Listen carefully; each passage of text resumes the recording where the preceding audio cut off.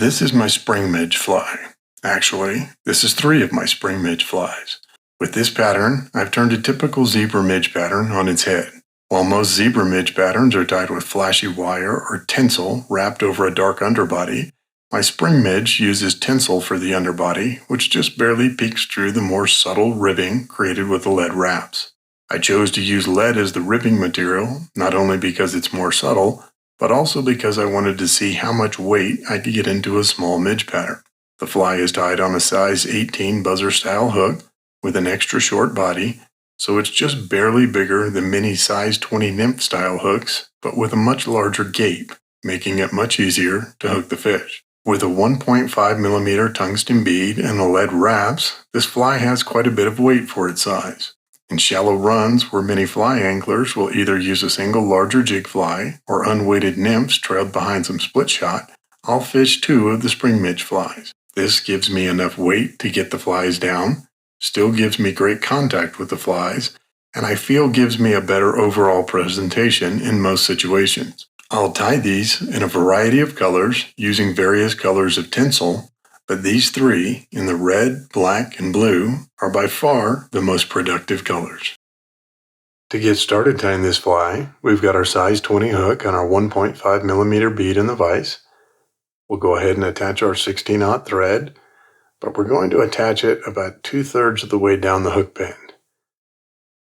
Take 4 or 5 wraps, then I'm going to reverse that tag, take another couple of wraps over the tag. I'm doing it this way because we're tying it in reverse.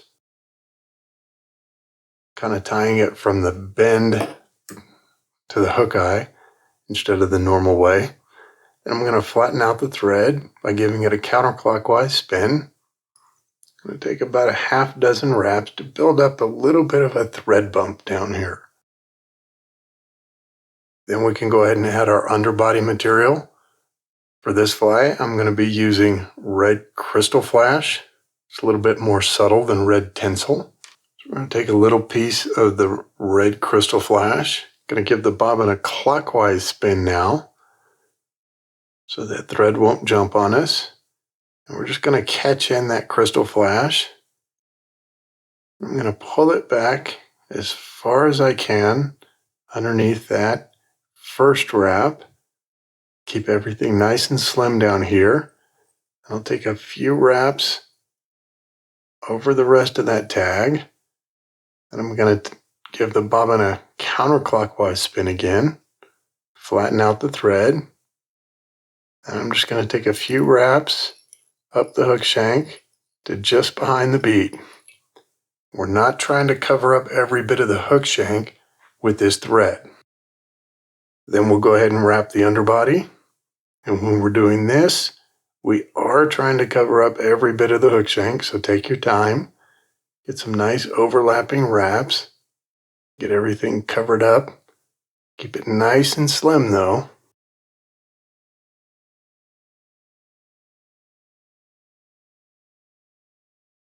When I get up to where the thread's at, I'm going to take a couple of wraps just to capture in that underbody material. I'm going to pull it back over itself and do a couple of more wraps just to make sure that we don't have a tag sticking out over the bead.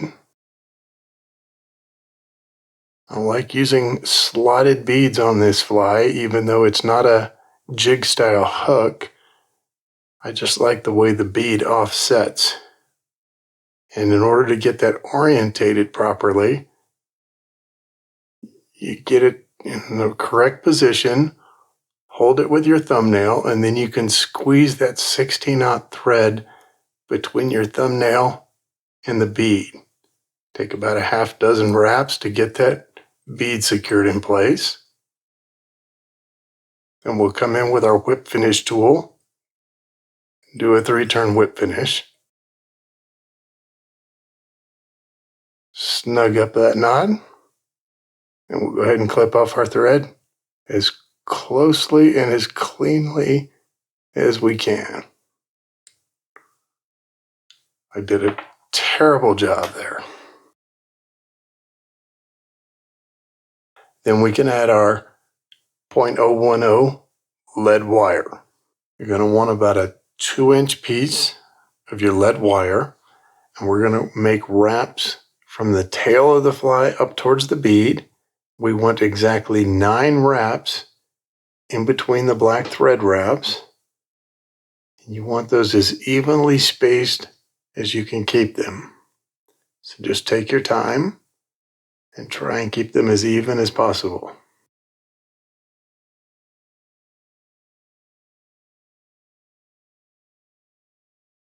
Once you've got your lead wraps done, I use scissors to cut these off because the lead isn't tied in, so you can't really helicopter it off.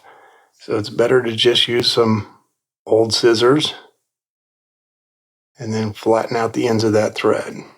Or I'm sorry, not thread, the lead. I realize it's virtually impossible to make perfectly even wraps with the lead. So once you've wrapped your lead, what you can do is take just the very tip of your bodkin and just on the tops and the sides,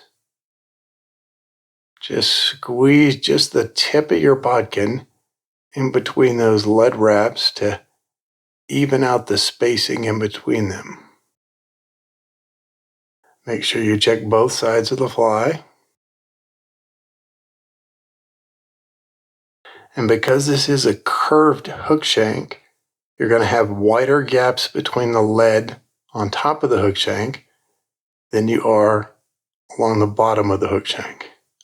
So just try and get those as even as you can.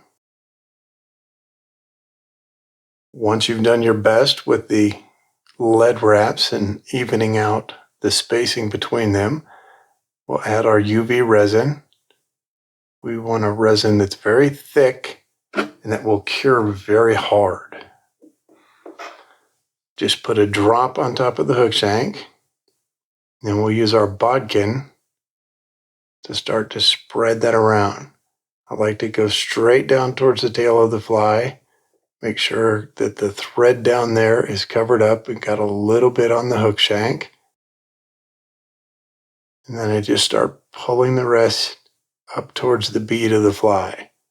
Make sure it's nice and even all the way around the body of the fly. And then I'll just continue to pull it up towards the bead of the fly, making the head of the fly a little bit more bulbous than the rest of the body.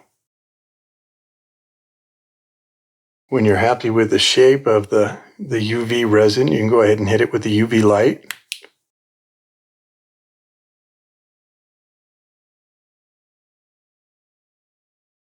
I like to leave the UV light on the resin a little bit longer than I would normally because the resin's a little bit thicker on a fly like this.